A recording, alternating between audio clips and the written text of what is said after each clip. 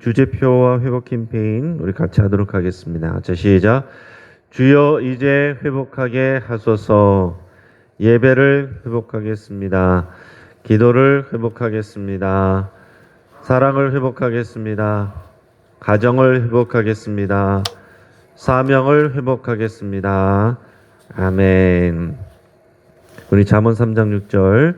너는 범사의 그를 인정하라. 그리하면 내 길을 지도하시리라. 우리 3번 같이 외치겠습니다. 시작. 너는 범사의 그를 인정하라. 그리하면 내 길을 지도하시리라. 너는 범사의 그를 인정하라. 그리하면 내 길을 지도하시리라. 너는 범사의 그를 인정하라. 그리하면 내 길을 지도하시리라. 아멘. 우리 다윗과 같이 또 좋을 때 하나님 인정하고 또 어려울 때 하나님께 묻고 기도하는 우리 삶 되기를 간절히 바랍니다. 하나님께서 오늘 우리에게 주시는 말씀 출애굽기 4장 18절에서 31절까지의 말씀입니다. 자, 오늘 본문을 통해서 하나님의 역사, 인간의 역사 하는 제목으로 말씀의 은혜를 같이 나누겠습니다. 우리가 영화를 보면 영화에는 감독이 있고 또 배우가 있습니다. 감독이 하는 일이 있고 배우가 하는 일이 있습니다. 우리 어떤 영화를 얘기할 때 그 배우가 생각이 많이 나긴 하지만은 그러나 시상식에서 또 일반적으로 보통 얘기할 때는 어떤 암흑의 감독의 영화 이렇게 표현을 합니다. 기생충이라는 영화가 유수한 영화제에서 상을 받았는데 이 영화를 얘기할 때 이 봉준호 감독의 영화라고 사람들이 다 그렇게 얘기를 합니다. 왜냐하면 봉준호 감독이 이 내용의 시나리오를 생각하고 이 영화를 제작하고 또 배우들의 연기도 그 안에서 이제 지도했기 때문에 그렇습니다. 연기를 한 것은 배우들입니다. 그 안에서 또 어느 정도 자기의 애드립으로 자유롭게 또 자기가 표현하기도 합니다. 그것은 이제 배우들이 하는 역할입니다. 하지만은 그 전체적인 줄거리를 정하고 만들어가는 것은 감독이 하는 것입니다. 여러분, 이 출애굽의 구속사도 마찬가지입니다. 등장하는 인물들이 다양하게 나옵니다. 하나님은 사람들을 통해서 일하십니다. 하나님은 또한 모세를 통해서 그리고 이 다양한 사람들을 통해서 출애굽의 역사를 만들어 가십니다. 이 출애굽기를 읽어보면 결국에는 이 출애굽의 역사를 정하고 만들어 가시는 분은 그것은 사람이 아니라 하나님이시다라는 것을 알 수 있습니다. 우리 지금의 일들도 마찬가지입니다. 우리들이 사람들이 하지만 사람들이 일하고 사람들이 말하고 사람들이 결정하지만 그것들을 이루어 가시고 감독하시고 위에서 뒤에서요 이것을 이루어 가시는 분은 하나님이시다라는 것입니다. 그래서 오늘 우리 본문에서 사람이 하는 일과 그 위에서 하나님이 하시는 일들을 우리가 믿음으로 다 볼 수 있기를 바랍니다. 오늘 먼저 보면 모세와 그의 장인 이드로가 나옵니다. 이 출애굽기 3장에서 모세는 이 하나님의 부르심을 받고 또 이 소명을 받습니다. 이스라엘 백성을 출애굽시키라 하라는 이 사명을 또한 받습니다. 그래서 모세가 다시 애굽으로 가야 되는데 여러분 이것은 쉬운 결정이 아닙니다. 여러분 40년을 이 미디안 광야에서 양떼를 치면서 살았습니다. 여기에 익숙해졌다라는 거죠. 여기서 결혼도 하고 아들도 낳습니다. 여기의 삶이 이제 완전히 익숙해져 있습니다. 이제 몸에는 기력도 많이 빠져 있고 예전 같지 않은 그런 이제 건강 상태도 돼 있겠죠. 그럼에도 불구하고 하나님의 이 구원 계획 이 계획을 들었고 하나님의 강력한 의지를 확인했기 때문에 모세는 이제 하나님의 명령에 순종하기로 합니다. 하지만은 자신이 결정했다고 해서 그냥 혼자만 가면 되는 것이 아닙니다. 이 가족들에게 얘기를 해야 되고 그의 장인 이들에게 허락도 받아야 됩니다. 그러기 위해서 이 장인 이들을 만나서 설득을 해야 됩니다. 만약에 이 장인어른이 현실적인 이유로 가지 못하겠다면 이 여러 가지로 이 출애굽 역사를 이루어가는 데 있어서 좀 어려움이 있었을 거다 우리가 생각할 수 있습니다. 오늘 본문의 18절 말씀을 같이 읽겠습니다. 제 시작. 모세가 그의 장인 이드로에게로 돌아가서 그에게 이르되 내가 애굽에 있는 내 형제들에게로 돌아가서 그들이 아직 살아있는지 알아보려 하오니 나로 가게 하소서. 이드로가 모세에게 평안히 가라 하니라. 아멘. 자, 모세는 가서 아론이 아니죠. 이드로, 자기의 장인인 이드로에게 자신의 계획을 설명을 했습니다. 이렇게 얘기할 때 모세는 이 애굽에 있는 내 형제들이다 이렇게 표현을 합니다. 여기서 내 형제들이란 말은 자기의 이 친인척을 말하는 것은 아닙니다. 자신의 동포를 얘기하는 것, 자신의 민족을 얘기를 하는 것입니다. 40년이라는 시간이 지났지만 그는 여전히 자신의 동포들, 자신의 민족, 이 사람들을 마음에 두고 있었다는 것을 알 수 있습니다. 자, 근데 여기서 보면 모세의 장인 이드로는 비록 미디안 제사장이지만은 이스라엘의 하나님 여호와 하나님을 어느 정도 알고 있었을 것으로 보입니다. 얘기를 들어서 이제 알고 있는 것이죠. 그가 비록 여호와 하나님을 직접적으로 섬기는 사람은 아니지만 최소한 하나님을 경외하고 또 모세의 신앙을 존중하는 사람이었습니다. 오늘 모세가 가서 장인어른에게 내가 애굽으로 가서 내 형제들이 살았는지 죽었는지 가서 볼 수 있도록 허락해 주십시오. 이렇게 얘기를 했습니다. 여러분 현실적으로 한번 생각해 보시기 바랍니다. 이 모세는 지금 이드로의 이 가문에 와서 마치 대릴사위처럼 그 집안에서 같이 살고 있어요. 그의 딸하고 결혼해서 살고 있고 아이들을 낳았고 그리고 이드로의 양떼를 다 키우고 있는 것입니다. 그래서 이 집안에서 이 가문 안에서 이 경제 활동에 이 지금 가장 중심이 되고 있어요.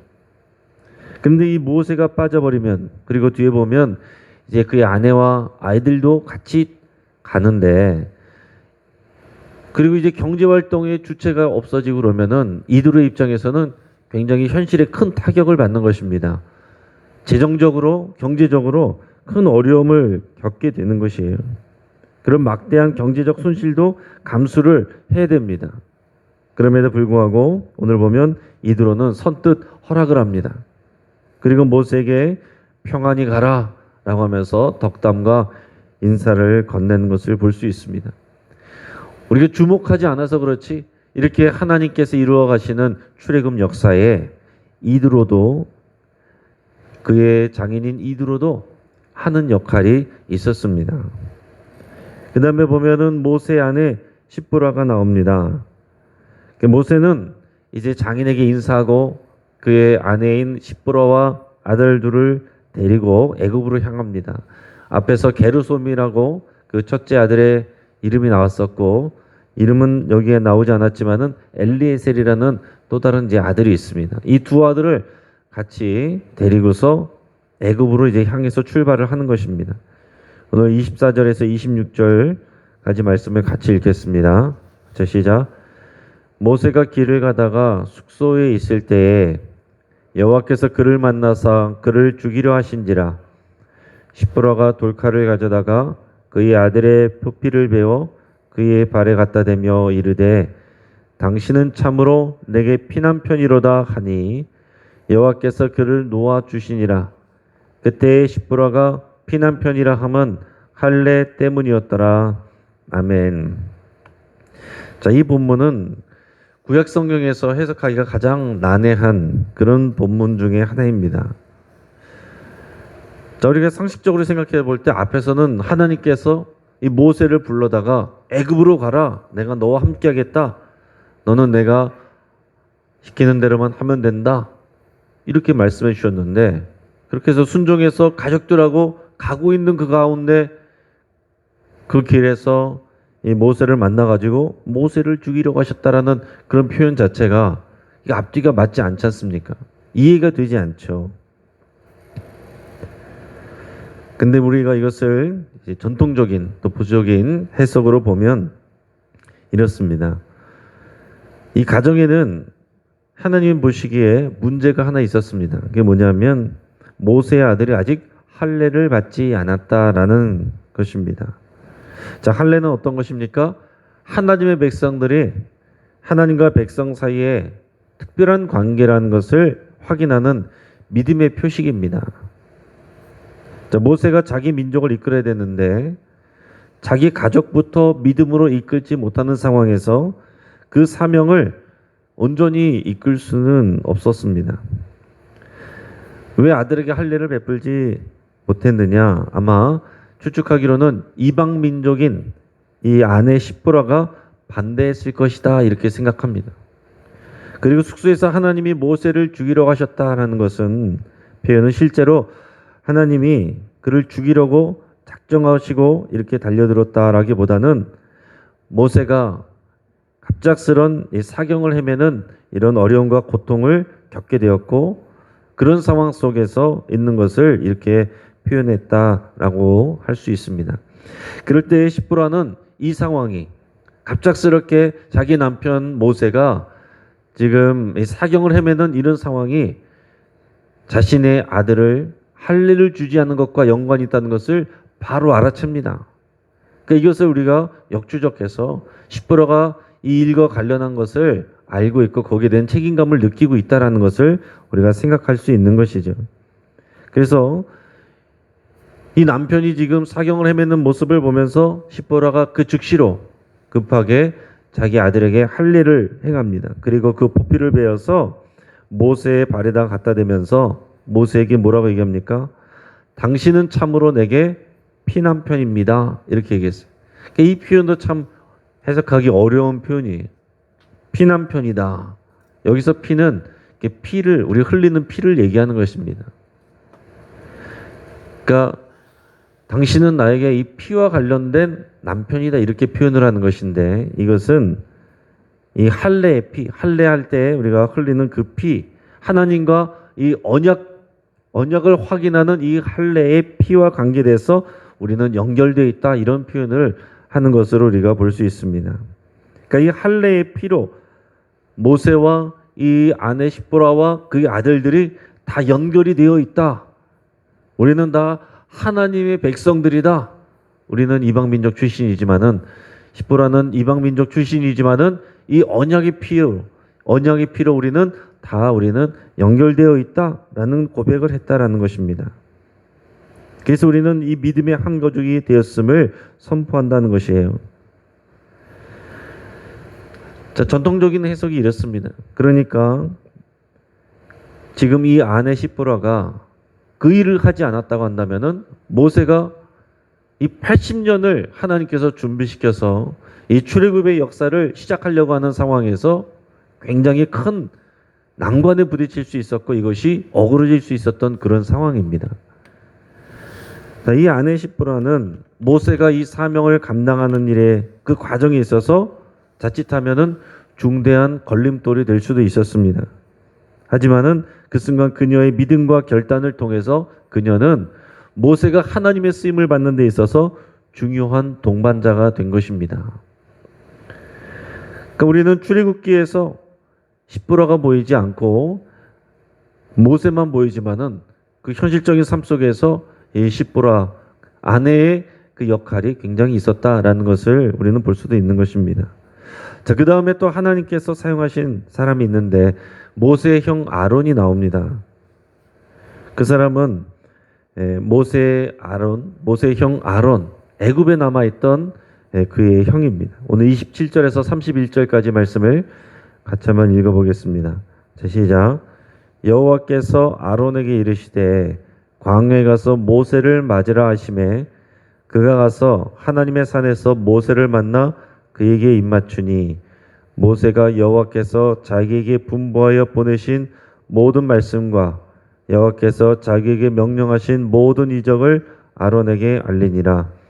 모세와 아론이 가서 이스라엘 자손의 모든 장로를 모으고 아론이 여호와께서 모세에게 이르신 모든 말씀을 전하고 그 백성 앞에서 이적을 행하니 백성이 믿으며 여호와께서 이스라엘 자손을 찾으시고 그들의 고난을 살피셨다 함을 듣고 머리 숙여 경배하였더라.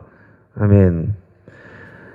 자, 하나님은 모세의 형 아론에게 나타나셔서 또 말씀을 하셨습니다. 하나님은 지금 모세를 이 시내산에서, 이 호렙산에서 만나셔서 그를 부르시고 또 사명을 주셨습니다. 그런데 동시에 하나님은 아론에게도 나타나셔서 아론에게도 지시하시고 명령하셨다라는 얘기입니다.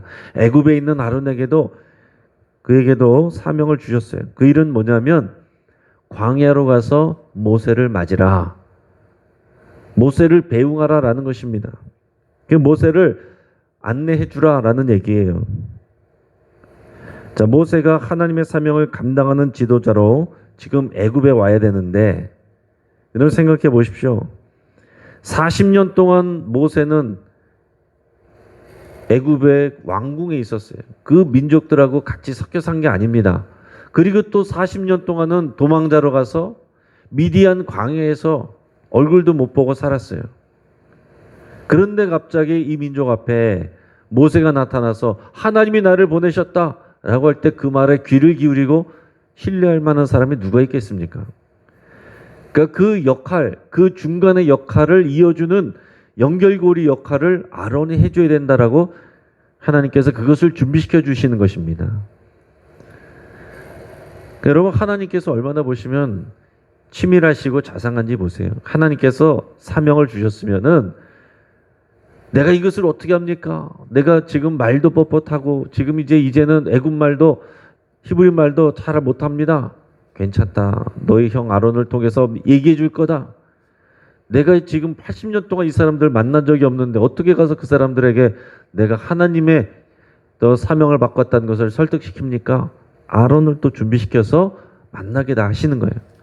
그러니까 여러분, 하나님께서 우리에게 어떤 사명을 주시면 우리 생각에는 이런 것도 모자라고 저것도 모자라고 안 되는 이유가 많아요. 그러나 하나님께서 결정하신 것이면 하나님께서 환경을 열어주시고 길을 열어주시고 그 일을 할 수 있도록 조력자를 붙여주신다라는 것을 여러분 꼭 기억하시길 바랍니다. 또 반대로 얘기하면은 하나님께서 우리를 아론처럼 조력자로 사용하실 수 있어요. 아론은 지금 그런데 이 상황을 보세요. 애굽에서 하나님께서 말씀하셔가지고 애굽에 있는 아론에게 어디로 가라고 하냐면은 이 광야로 가서 하나님의 산에서 그를 만나라 그랬습니다. 하나님의 산, 신의 산, 호렙산을 얘기하는 거예요. 거기서 얼마나 먼 곳인데 지금 아론은 모세보다 3살이 많은 형입니다. 지금 모세도 80세인데 그럼 모세의 형인 아론은 83세예요. 그런데 자기 동생을 맞이하러 중간쯤에 오든지 아니면은 애국 가까이 와서 이렇게 만나면 좋을 것 같은데 하나님은 광야에 가서 그 하나님의 산에까지 가서 모세를 만나서 데리고 오라라는 것입니다. 아론의 입장에서 여러분 생각해 보십시오. 애굽에서 이 호렙산까지 혼자서 모세를 맞이하러 여기까지 왔다가 다시 애굽으로 갔다가 그러면 출애굽시켜서 다시 또 데리고 와야 되는 거예요. 그러면 얼마나 번거로운 일입니까? 사람이 일을 이런 식으로 하면은 우리는 화내지 않겠어요? 지금 장난합니까? 지금 내가 나이가 얼만데 내가 동생을 데리러 내가 그 먼 길을 갔다가 또 다시 왔다가 또 다시 데리고 그쪽으로 갈 건데 일을 왜 그렇게 합니까? 라고 할 수도 있지 않겠습니까? 그러니까 하나님의 다 뜻이 있는 거예요. 그런데 여기 보면 아론의 믿음이 있습니다. 아론이 여기에 대해서 아무런 저항 없이 그대로 순종하는 것을 볼 수 있어요. 우리가 모세의 이야기만 집중해서 봐서 그렇지 이렇게 모세가 할 수 있도록 이 일을 돕는 그 연결고리 역할을 하는 것이 아론의 한 역할이 있습니다. 그리고 아론이 만나서 서로 안고 이제 인사했습니다. 근데 여러분 또 생각해 보십시오. 애굽에 있을 때도 모세는 왕궁에서 지냈어요. 젖 먹을 때 몇 년 동안 아기 때 잠깐 봤을 것입니다. 미디안에서 또 40년 동안 못 봤어요.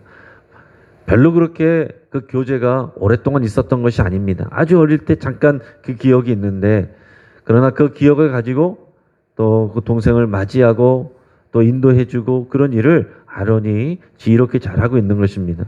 그래서 이 모세를 안내해서 데리고 와서 자기의 이 이스라엘 민족, 히브리 민족, 거기에 있는 장로들, 거기에 있는 이제 연배가 있는 리더급 되는 분들을 다 불러 모았습니다. 그리고 소개를 해주는 거예요. 거기서 모세가 내가 만난 하나님에 대해서, 지금까지 일어난 일들에 대해서 하나님께서 내게 그러한 사명을 주시고 계획을 알려주셨다는 것을 다 얘기를 합니다. 그리고 하나님께서 일러주신 대로 그 앞에서 또 그 이적을 보여줘서 정말로 하나님이 살아계시고 하나님께서 명령하여 내가 이곳에 왔다는 것을 믿을 수 있도록 그렇게 합니다. 그러니까 이스라엘 이 백성들이 이 얘기를 듣고 우리가 고통 가운데 있을 때에 하나님께서 우리의 고통을 듣고 계셨구나. 정말 보고 계셨구나. 하나님께서 우리를 찾으셨구나. 그리고 하나님께서 우리를 구원하시는구나. 우리를 돌보시는구나. 이것을 알고 하나님 앞에 경배하였다. 이렇게 기록하고 있습니다. 자, 이런 준비 과정 가운데 아론이 도움이 결정적인 역할을 했다라는 것입니다. 자, 지금 이 내용들을 여러분 이 본문 안에서 보시길 바랍니다. 모세가 사명을 받아서 애굽으로 오지만은 거기에는 그의 장인인 이드로의 도움도 있었고 그의 아내 시보라의 그런 믿음의 결단과 용기를 내어서 하는 행동도 있었고 그 동행에서 오는 것도 여러분 쉬운 일이 아니죠. 시보라가 말없이 그래도 동행해서 왔기 때문에 모세가 그 일을 할 수 있었던 것입니다. 또 세 번째는 그의 형 아론이 하나님의 말씀에 순종을 해서 또 이 일들을 연결을 해줬기 때문에 모세가 할 수가 있었습니다. 자, 이런 사람들을 통해서 모세를 돕게 하신 분, 그분은 그러나 여호와 하나님이시라라는 것입니다. 하나님께서 이 일들을 하게 하신 거예요. 하나님께서 이 모든 일을 계획하고 이루어지게 하신 것입니다. 이 미디안 광야에서 이 시프라와 이도로를 만나게 하신 것도 하나님이시고 시프라가 자녀에게 할례 문제 해결한 데 있던 이것을 길에서 만나서 해결하게 하신 것도 하나님이 하신 일이고 또 아론에게 명령하셔서 모세를 마중하게 하신 것 그 백성들의 지도자를 만나게 하신 것도 하나님이 하신 일입니다. 또 모세를 지금까지 80년 동안 준비시키시고 훈련시키시고 그를 또 불러주시고 그가 해야 할 일들을 알려주시고 또 이적을 행할 수 있는 능력을 주시고 또 이스라엘 민족을 구원하시는 분, 그 일을 통해서 전체적으로 역사하시는 분은 여호와 하나님이십니다. 그러니까 우리는 이 동시에 이것을 같이 봐야 된다는 거예요. 사람이 하는 일들이 있고 그 일들을 통해서 역사하시는 하나님의 일하심이 있다라는 것입니다. 우리 읽지 않았지만 그 앞에 19절에서 23절까지 보면은 하나님은 이 모세가 애굽으로 돌아가기를 두려워하고 있는 그에게 나를 죽이려고 했던 사람들이 있는데 두려워하는 마음이 있잖아요. 그런데 하나님께서는 모세에게 그것도 얘기를 해주셨어요. 너의 목숨을 노리던 자들이 이미 다 죽었다. 그런 얘기도 해주셨습니다. 그리고 모세의 손에 하나님의 지팡이를 들게 하셨다라고 표현하고 있습니다. 그건 원래 모세의 지팡이에요. 그런데 하나님께서 또 그 지팡이가 뱀이 되게 하셨다가 다시 지팡이 되게 하셨다가 하나님이 살아서 너와 함께 하신다는 그 증거로 그 지팡이를 통해서 보여주셨습니다. 그래서 그 다음부터는 모세가 원래부터 쓰던 지팡이였지만 하나님의 지팡이라고 부르게 되었습니다. 여러분 하나님께서 우리를 통해서 역사하시면 원래의 우리 것, 내 것, 내가 가지고 있는 것, 내 생명, 내 건강, 나의 재능, 나의 어떤 내 환경들 하나님의 손에 붙들리면 하나님의 것이 됩니다. 하나님의 도구가 되는 거예요. 하나님은 그런 식으로 역사하시는 것입니다. 또 그러면서 애굽의 바로가 완고해서 너의 말을 잘 듣지 않을 것이다. 이런 얘기도 미리 해주십니다. 하나님께서는 일어날 일들에 대해서 미리 다 얘기를 해주셨어요. 그리고 이스라엘을 너는 가서 이렇게 얘기해라. 이스라엘은 하나님의 장자다. 맏아들이다. 그러니 내 장자를 보내라. 그런데 애굽 왕 바로가 완악해서 보내주지 않을 것이다. 그러면 내가 그의 장자를 칠 것이다. 이 일들을 미리 여기서 그 전에 다 얘기를 해주십니다. 그러니까 하나님께서 다 각본을 쓰시고 그 일을 할 수 있도록 사람과 환경을 다 조성해 주시고, 자, 모세가 두려워할 만한 모세의 생명을 노리던 사람들이 죽을 때까지 기다리게 하셨다가 모세는 모세대로 준비되게 하시고, 또 이스라엘 백성들은 또 하나님 앞에 부르짖게 하시고, 이런 여러 가지 상황들이 다 무르익도록 하나님께서 또 준비하시고 기다리셨다가 이 일들을 성취하고 계신다라는 얘기입니다. 이런 일을 하는 가운데 하나님은 우리들의 순종을 통해서 일하십니다. 하나님은 반드시 사람을 통해서 일하세요. 사람을 통해서 일하시고, 하나님께서 우리를 부르셨을 때는 할 수 있는 용기를 주시고 능력을 주시고 사람을 붙여주시고 그 환경이 되도록 이렇게 하나님께서 다 일하고 계십니다. 우리는 오직 이 구속사의 하나님, 주인 되시는 하나님, 왕 되신 하나님을 신뢰하고 범사에 그를 인정하면 되는 것입니다. 같이 한번 기도하겠습니다. 우리 말씀을 붙잡고 함께 기도하겠습니다. 우리 여호와 하나님을 내가 범사에 인정하고 순종하기로 결단하면서 함께 기도하겠습니다. 또 내가 하나님을 더 알아가기로, 내가 하나님을 더 알기로 원합니다. 하나님의 음성을 듣기로 원합니다. 그렇게 소망하면서 기도할 수 있길 바랍니다. 하나님께서 내게 붙여주신 사람들, 내가 만나는 모든 사람들, 내가 좋아하는 사람들이든지 내가 어려워하는 사람들이든지 그 사람들은 다 우리의 구원을 위해서 보내주신 주력자들이다라는 것을 여러분 고백하시고 하나님께 감사드리고 그들을 축복하며 기도할 수 있기를 바랍니다. 우리 가정을 위해서 기도할 때 우리 가정, 우리 가족들이 내게 그리스도의 보혈로 연결되어 있는 피남편이고 피아내이고 피자녀이고 피부모라고 여러분 그렇게 고백하시고, 예수 그리스도의 보혈로 우리 가정을 덮어주시고 저들을 이 구원의 언약 안에서 하나님께서 일하시고 역사해 주옵소서. 그렇게 간절히 기도할 수 있길 바랍니다. 우리 선교를 위해서 기도할 때 우리 프랑스 이기정 선교사님 위해서 기도하겠습니다. 여전히 프랑스에서 하루에 수만 명의 확진자가 발생하고 있습니다. 우리 선교사님과 가정과 교회를 지켜주시고 또 하나님의 계획이 이루어지기를 위해서 같이 기도해 주시길 바랍니다. 어제 김민혜 권사님의 장례를 마쳤습니다. 이제 혼자 남아 있게 된 이승철 성도님, 이제 하나님께서 보호하여 주시고 용기를 가지고 믿음으로 살 수 있도록 위해서 같이 기도해 주시기 바랍니다. 우리 미얀마 백성들을 위해서, 그 국민들을 위해서 같이 기도하겠습니다. 이 뉴스들을 통해서 전해져 오는 그 소식들은 너무나도 끔찍합니다. 백성들을 지켜줘야 될, 국민들을 지켜줘야 될 국민들이 이 자국의 국민들의 이 머리에 총을 쏴서 죽이고 또 그 시신을 그 가족들에게 돈을 받고 장사를 하고 있다고 합니다.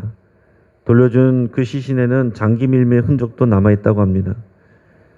정말 이런 애굽 아래에서 고통하는 이스라엘 백성들처럼 이 미얀마에 고통하고 어려움을 겪고 있는 이 백성들이 이 어려운 상황 가운데서 살아계신 하나님을 만나고 하나님 앞에 부르짖을 수 있도록 하나님의 구원이 임하도록 우리나라를 위해서, 이 백성들을 위해서 긍휼한 마음으로 우리 함께 기도하겠습니다. 우리가 주여 한번 간절히 부르짖고 합심하여서 여러 가지 기도 제목을 붙들고 하나님 앞에 기도하며 나가겠습니다.